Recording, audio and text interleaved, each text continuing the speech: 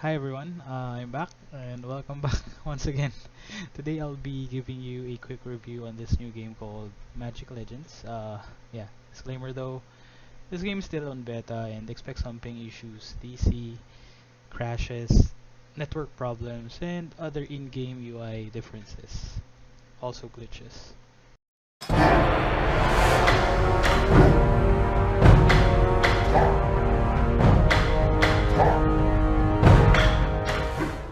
So this game is called Magic Legends, which is developed by Perfect World Entertainment. It's a free-to-play ARPG game with a little twist on how you cast your spells. Casting spells in this game is like playing the original card game, which the game was based on, Magic the Gathering. It played since the start of beta and somehow dish around 15 to 16 hours of gameplay with friends. And yeah, so enough of the introduction. Let's get into the game. But a little tip to somehow improve your FPS in the games is first you go to options and lower your settings, remove anti-aliasing, and in game you type /shadows 0. So now we go to the character creation. You can choose one of the characters per color: red, green, white, blue, and black. Each of these characters has their own primary, secondary, and utility skills which varies on their own playstyle.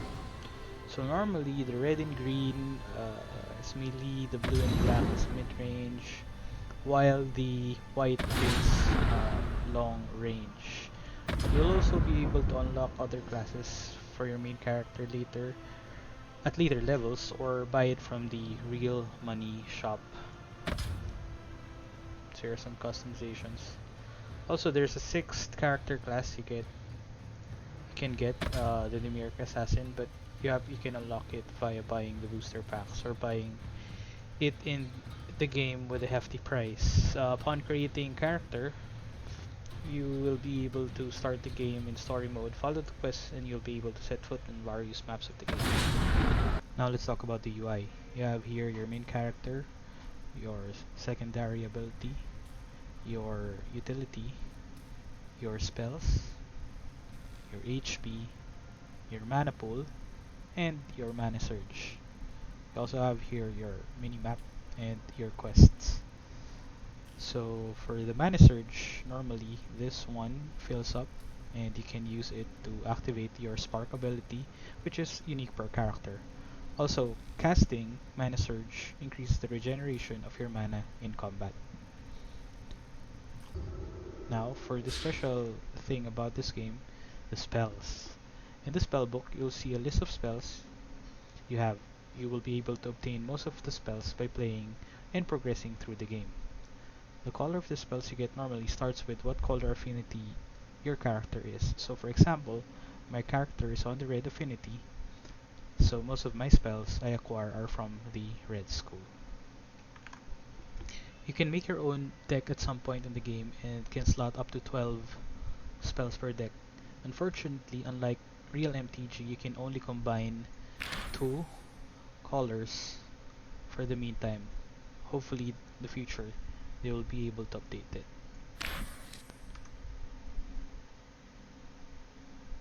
There are 3 types of spells: creature, sorcery, and enchantment.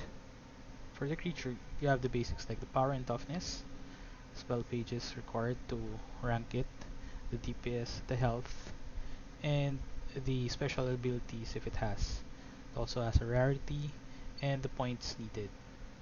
For each deck, there's a certain amount of creature points. As you can see, I can only have a total of 12 creature points, so I can have X amount of creatures only. The next is sorcery. These are your typical offensive and defensive spells. And lastly, we have the enchantments. These are sort of like support spells that does something in X amount of time. So how does the combat in this game works?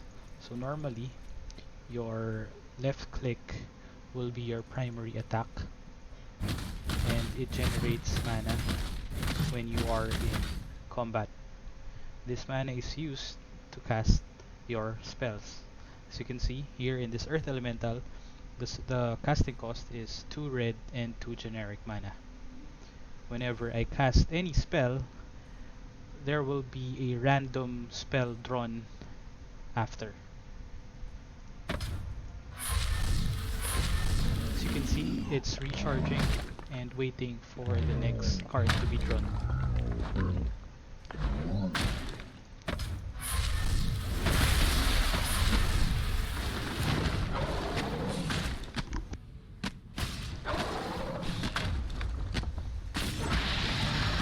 Whenever you attack, your mana and your mana surge regenerates.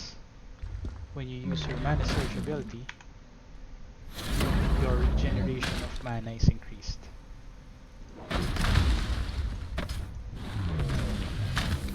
So for the loadout, or the equipment part, the game has typically the same elements that other ARPG have, but here we don't have any weapons. You get 4 equipment slots and 2 accessories. Each of them has their rarity, loadout score, primary stat, and other stats that you can swap or upgrade down the line. The loadout score is sort of like a combat rating, item, or gear score. Artifacts are items you equip in your loadout that gives you certain buffs or conditions that can help you out in game. So it has normally a primary attribute and another attribute that unlocks at later levels. You can have 3 lesser artifacts, 2 greater artifacts, and 1 legendary artifact at a time.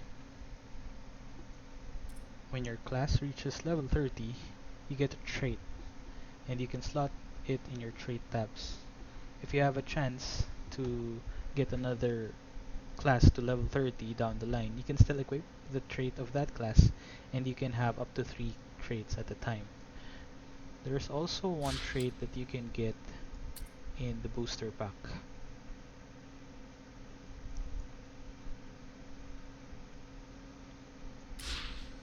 And that's it. You can save a loadout and swap it from time to time. In game, you can access a lot of planes, which is actually featured from the original lore of the game. Here, within it, you can do your normal quests, dungeons, rifts, skirmishes, mythic creature hunting, and overworld escalations. You can go with a party of 3 members. There's also a home base wherein you will be able to unlock and upgrade some of the structures. These structures actually help you throughout the game.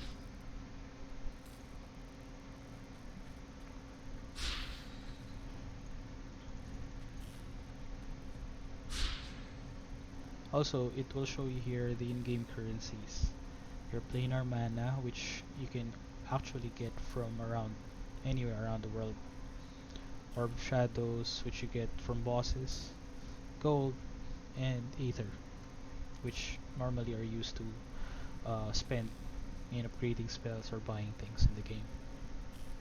Most of these have caps, either daily or weekly.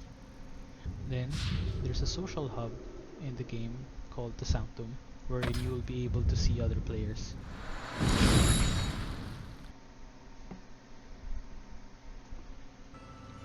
Here in the social hub, you can actually interact with the PvP duel NPC, Welcome, traveler. the Tailor or the Transmog NPC,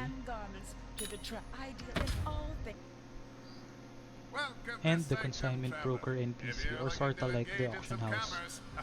Within the auction house, you can buy and sell spell pages and world enchantments. World enchantments are used to modify world dungeons at higher levels.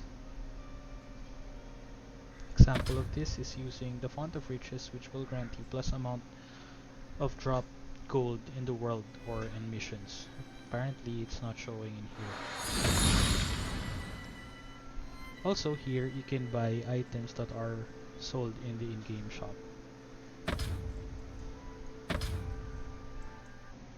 So for the in-game shop, this is where you pay real money to obtain certain items via the Zen currency.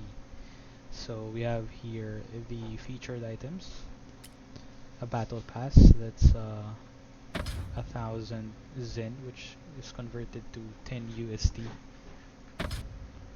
The battle pass is up to level 50, but there's a repeatable rewards after. Then you have the booster packs, which is the only way you can buy the Demir Assassin with your money. Just like a regular booster pack in the MTG card game, cards inside it are random. So normally one pack is for 300 Zen and 5 packs is discounted for 1,200 Zen as of the moment. Each booster pack contains one of either the bronze, silver, or gold tier prize and one silver, gold, or grand tier prize, which is the Demir Assassin. Then you also have classes and packs, again, wherein you can unlock another class, starter class that you like.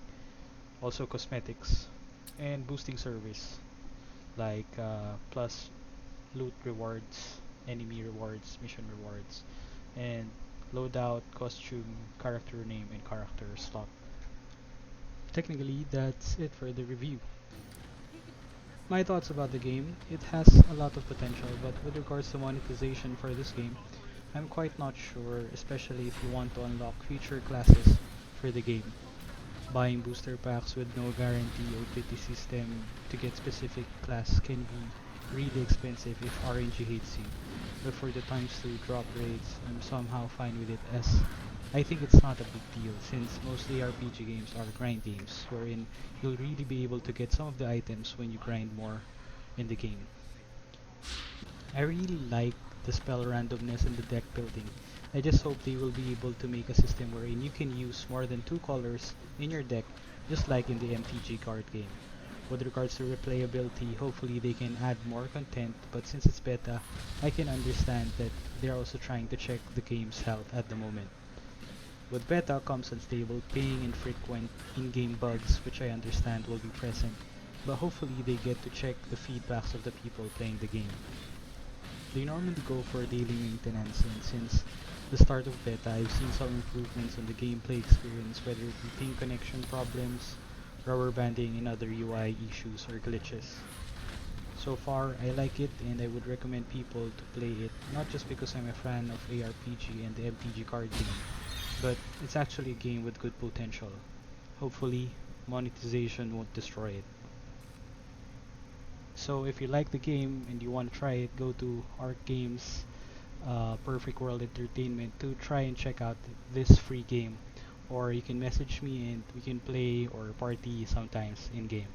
So with that, toss a like, subscribe, share. It will really help the channel, and maybe share it to your friends and families. Again, thank you for staying and see you in the next video.